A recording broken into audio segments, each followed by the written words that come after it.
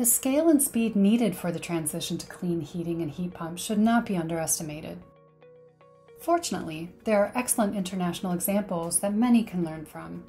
What these examples show is that, along with using pricing, financial support, and regulation, coordination is needed. Our policy toolkit is built on a strong foundation of coordination. Where countries have achieved real success with heat pumps, policy packages have been well coordinated and included thorough engagement with civil society. This governance needs to ensure that for businesses, the market is simple and provides investment certainty. For homes and building owners, governments need to ensure that the process of moving towards heat pumps is both possible and easy. Alongside practical policy measures such as grants, good communication about the heat transition is key. The nature of the transition also means that the workforce of plumbers and engineers must have the relevant skills and abilities to meet the challenge.